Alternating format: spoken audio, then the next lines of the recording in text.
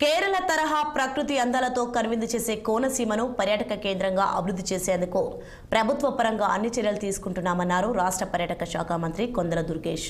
సంక్రాంతి పండుగ పురస్కరించుకొని అంబేద్కర్ కోనసీమ జిల్లా ఆత్రేయపురంలో sir Arthur Cotton Godavari trophy పోటీల్లో భాగంగా మొదటి రోజు ఈత పోటీలు నిర్వహించారు. కొత్తపేట ఎమ్మెల్యే బండారు సత్యానందరావు ఆధ్వర్యంలో జరుగుతున్న ఈ పోటీలకు దేశంలోని వివిధ ప్రాంతాల నుంచి క్రీడాకారులు వచ్చారు. 7 ఏళ్ల చిన్నారుల నుంచి 70 ఏళ్ల వృద్ధుల వరకు వివిధ విభాగాలు ఈత పోటీలో ఉత్సాహంగా పాల్గొనడం విశేషం. పోటీలో విజేతలకు మంత్రి కొండల దుర్గేష్ బహుమతులు అందజేశారు. కోనసీమలో పర్యాటక రంగ అభివృద్ధికి చేపట్టిన చర్యల్లో భాగంగా ఆత్రేయపురం మండలం పిచ్చుకలంకలో ఒబెరాయ్ సంస్థ 5 స్టార్ హోటల్ నిర్మించేందుకు ముందుకు వచ్చిందని మంత్రి వెల్లడించారు. అదేవిధంగా వాడపల్లి, ఐనవిల్లి, అంతర్వేది తదితర ఆలయాలను కలుపుతూ ఎకో టూరిజం, టెంపుల్ టూరిజం అభివృద్ధి చేయడంలో భాగంగా రిసార్ట్స్ నిర్మించేందుకు సన్నాహాలు చేస్తున్నామని తెలిపారు మంత్రి దుర్గేష్.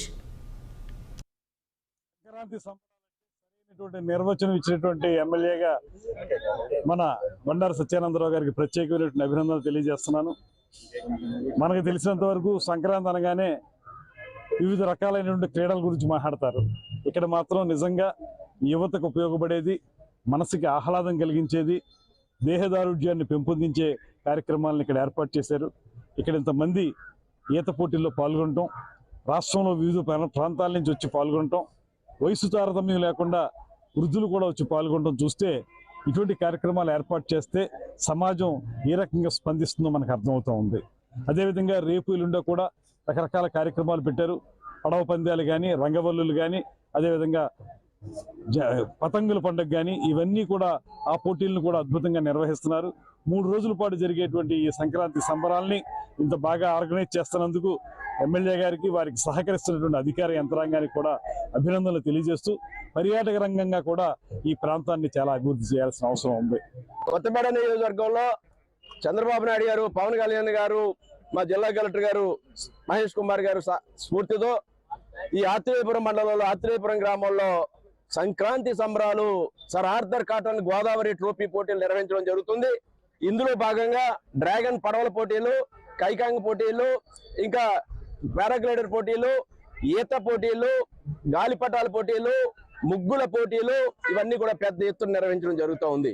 సుదూర ప్రాంతాల నుంచి, వివిధ రాష్ట్రాలు, వివిధ జిల్లాల నుంచి సుమారు 500 మంది పార్టిసిపెంట్స్ ఈనాడు ఇక్కడ రావడం జరిగింది. అది కాక రంగోలీలోను, ఇంకా పతంగుల పోటీలోను కూడా స్థానికులు కూడా వందలాది మంది పాలు పంచుకుంటూ ఉన్నారు.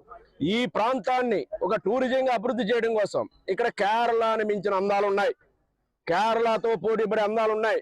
కానీ టూరిజం అభివృద్ధి చేయడంలో, ముందడుగు వేయడంలో, పర్యాటకాన్ని ముందుకు తీసుకెళ్లడంలో వెనకబడి ఉన్నాం. దానిని ముందుకు తీసుకెళ్లడం కోసం కేరళలో ఏ విధంగా టూరిజం అభివృద్ధి చెందిందో దాంతో దీటైన అందాలు, ఈ కాలువలు, ఈ ప్రకృతి, ఈ పచ్చదనం, ఈ లొల్లలాకులు, ఈ అందమైన ప్రదేశాలు, చక్కటి ఆత్రేయపురం పూతరేకులు లాంటి ప్రపంచ ప్రసిద్ధి పొందిన తినుబండరాలు,